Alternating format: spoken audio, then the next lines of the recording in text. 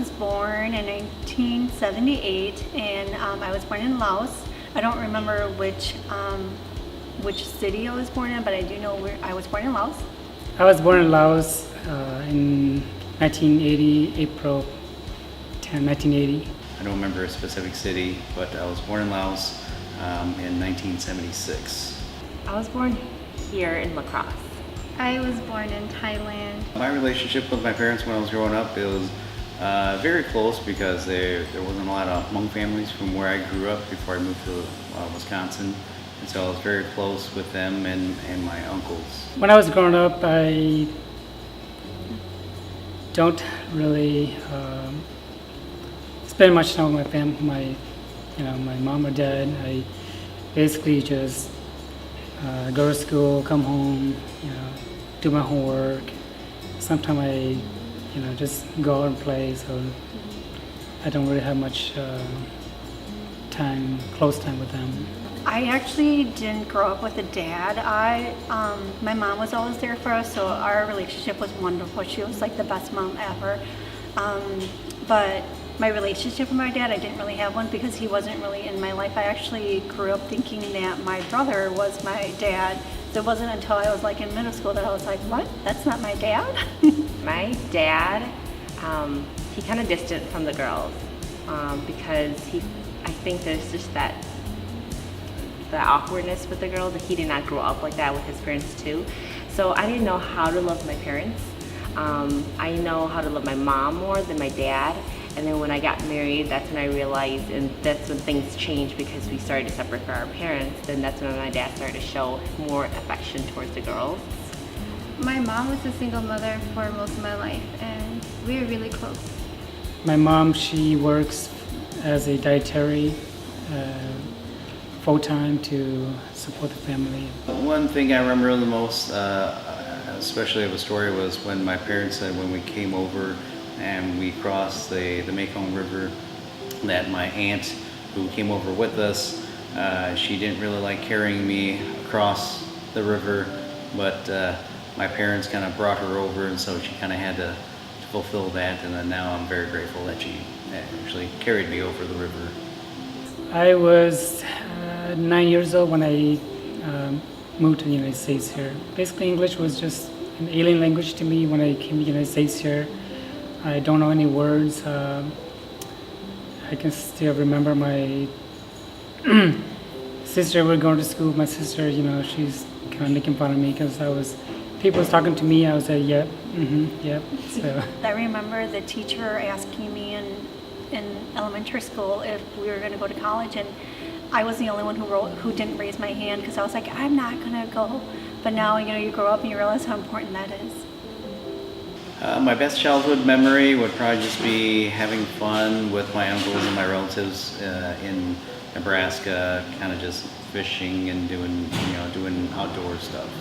When my mom wanted to go pick strawberry for work, we'll wake up very early, like 3 to 4 o'clock, and drive all the way down to Madison, close to Madison there, and she'll force all of us to help her pick strawberry. She was really fast too. I love to eat the strawberry and I love the smell of it. But oh my gosh, it started from 7 in the morning all the way until noon. So I didn't really like that, but then I think that's the only thing that me and my siblings, we kind of like enjoyed, just playing around, eating the strawberry while we pick the strawberry. My best childhood memory would be coming home to windows being fogged up because my mom is cooking. So it was just like, I just loved her home cooked meals. Waking up in the morning to my mom's cooking or cooking with her, and my other favorite memory is staying up super late because we didn't have a bedtime. Staying up super late and we didn't have a television or a radio, so my mom would be telling us stories like ghost stories, and all the stories were really grim, but they were awesome. They were more folk tales. back in, let's say, 1987, around there, I was back in the refugee camp. People were going to movie theaters, basically it's in a house, so I want to watch so bad, but I don't have the money, so I kind of, some of my friends, we sneak in from the back to, watch the movie with, people. So.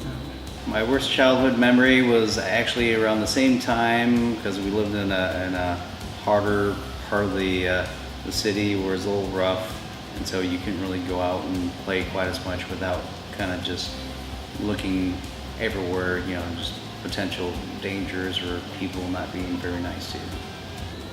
The only thing I do remember is when we had to get our immunizations, our vaccinations. I hated that because I hate shots. So I remember as a little kid, you had to get all your vaccinations. So I would just cry because I hated getting shots. But that's the only thing I kind of remember that was bad. My duck died. There's like a little mini duck, an egg that we found from the park, and then we hatched it, and I loved it so much. Like, it slept with me, and then my sister-in-law, we went to school, and then my sister-in-law decided to put the duck on her shoulder. I don't know why, and it fell on the cement and it died. So I came home and Mimi died, and I was crying. I buried her. When I was younger, I actually grew up thinking I wanted to be a cop. But obviously I'm not the height or the strength for it, so I've kind of changed and moved towards a different career. But you know, as a little kid, you always grew up wanting to have a happy life and happy life for your kids, and being able to support your kids and being able to support your kids financially. Growing up, my life, I thought that was going to be exactly how my parents grew up. How we learned that every girl gets married young, and then you leave your family, and then that's it. And you just get married and have kids. But then when I got married young, I came to La Crosse, things changed. The people I met, the opportunity that I got, I stopped living that Hmong traditional girl life, and I started living mine. I didn't really think about my life at that time when I was a kid. I was just go to school, and you know, my dad always say, you know, just go to school, do good, and you know, find a job when you're done. Growing up, the biggest influence was definitely stay in school, get a better, higher education to make our lives better compared to what theirs was. You know, but at one point, I remember my dad saying, well, if you don't decide to go to school, then you would just work, and then, you know, that's all you can really do. And then you start paying for the bills. I've always thought that I would do something within like the cinematic world because I was intrigued by costumes and like the fantasy of things I saw of stories. So I always thought that I would get into some kind of art portion of filmmaking. My decision to go to college was very influenced by many teachers that I've met. They were all very positive and motivating, that it kind of pushed me and made me want to be a better person instead of just hanging out with my friends and ending up at the wrong place at the wrong time. And so they all kind of saw the potential of everybody, and you know, they helped push me to where I'm at today. I was at a job for a long time, for 15 years, and they ended up merging with another company, and I ended up losing my job because of that. So that kind of woke me up, because now that I worked my way up, I thought that I didn't need college to get a good paying job because I worked my way up. But now that happened, you know, you don't think that you're going to lose your job or you know, things like that. So then that made me realize that, you know, I should be going back to school, because now I have to start from the bottom and work my way up again, and having that education and now having that experience is just going to back my resume up. Not anyone particular, just the group of friends that I came with or that I hung out with in college, in high school. The way they kept applying, the way that it was serious for them, I felt that it should be serious for me. And so the more I hang out with them, the more I realized that this is what I want to do too. My kindergarten teacher, she mattered. Ms. Lemon in 4th grade, Ms. Hansen in 6th grade. I have a whole bunch of high school teachers. Mr. Lee in theater. I didn't think I'd ever take theater, but it was an extra credit class, and it was amazing. It like directed me in the direction I wanted to go. Lisa Heisey here, she's awesome. My siblings did attend college. Some of them did graduate. Some, you know, turned out to be something that it wasn't for them, and so they decided to work. But yeah, they're very happy and thankful that they did attend college, and now it definitely makes a big difference in their life. My brother and my sister, they did go to college. My brother never graduated, but my sister did. The proudest moments of my life is, I say, currently I've been doing pretty good in school. I suppose because having a family, you have to do good. You have to get the grade. You have to understand what you're go to school for. So it's my first time being in the 4.0 GPA since high school. Besides my kids, my family, I am really proud of myself coming back to school. I never thought that at this age that I would be back in school. I just thought it was for, I don't know, I just didn't see that. Being active. When I was at when I was at UWL, I wasn't active at all. I go to school, I come back home, I go to school, I come back home. And when I got into Western, I just felt that I needed to do more. So I guess that's the only thing, is just being more involved, whether that's in club or whether that's just volunteer work. I think that's the most proud that I am. The best thing I'm proud of is my family. They've been behind me the whole entire time, and then I'm happy I made the choices that I made to go back to school and finish up. Otherwise, if I didn't decide to go to school, I'd be working harder than I am right now, and then my family wouldn't have the life that they have. Graduating is probably like a high achievement for me. Just doing what I can and working as hard as I can, and knowing that I did everything possible to get to where I am today. I'm pretty proud of what I invested my time in. The only regret I have going to college is just putting my school on hold every chance I get to. So when my father-in-law died, I put it on hold. When my actual father died, I put it on hold. When I'm stressed, I put it on hold, and I shouldn't have done that. I should just continue, because people who went to college with me and back in 2010 really did finish in 4 years, really did finish in 5, and I'm still going in 2017. I do regret, back when I was a couple years ago, I went to a 4-year degree, 4-year school at at the university, and I wasn't sure what I was gonna do. I was just gonna go to school and graduate, and not really sure what I want to be. So I do regret going to school and not preparing myself for my future. I regret that I didn't start college and where I wanted to be, but that's what college is for, is you to figure out where you want to go.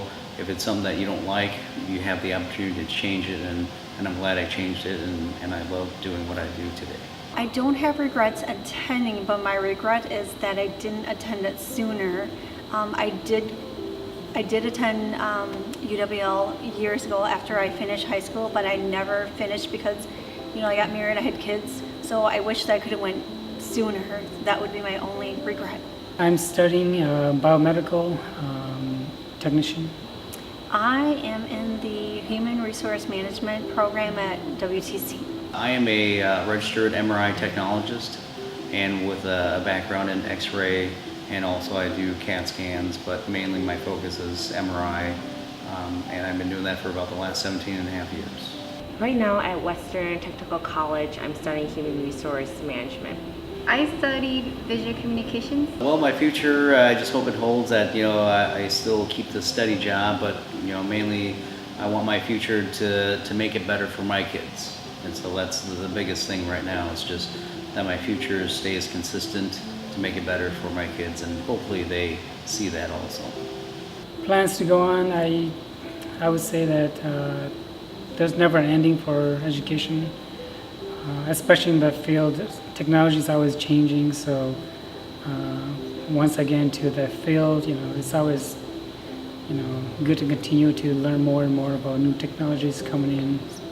The only thing I can think of for my future is just finding a job that I enjoy and that I will want to wake up every morning to go to.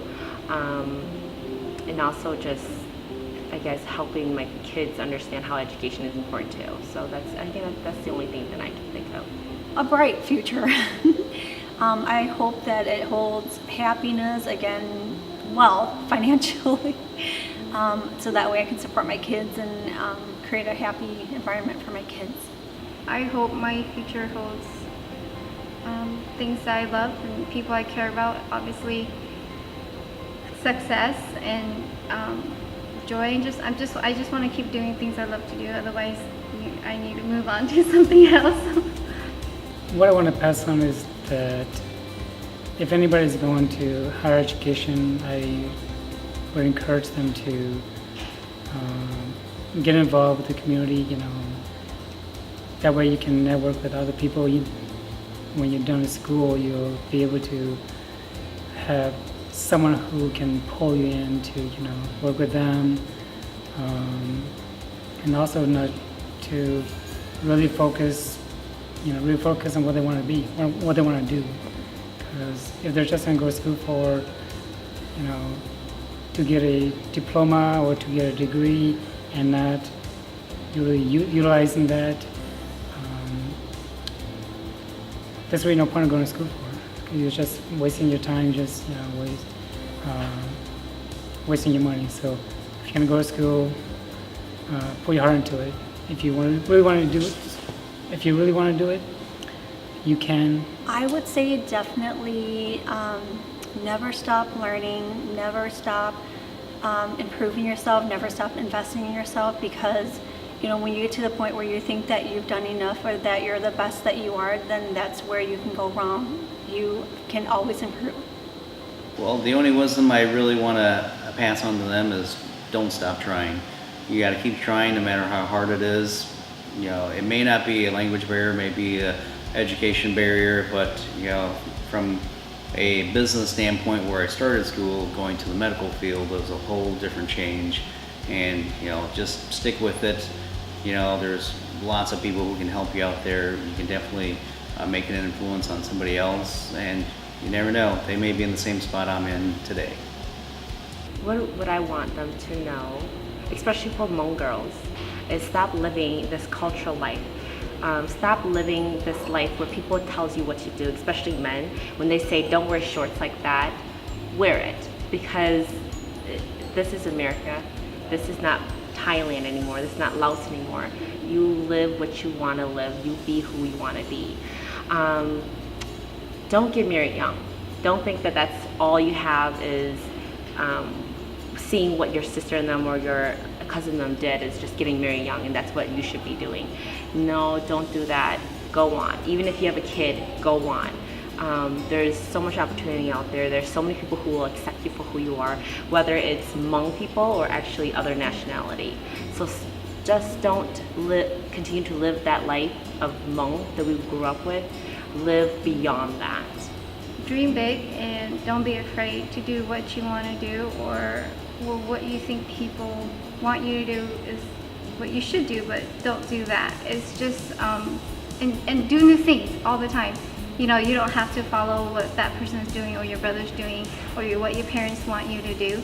Find your own path and do what you want to do, and don't give up. And every day's a new day. You can always start over. Every year's a new year. You can reinvent yourself, and there's so many opportunities out there. So you don't stop trying.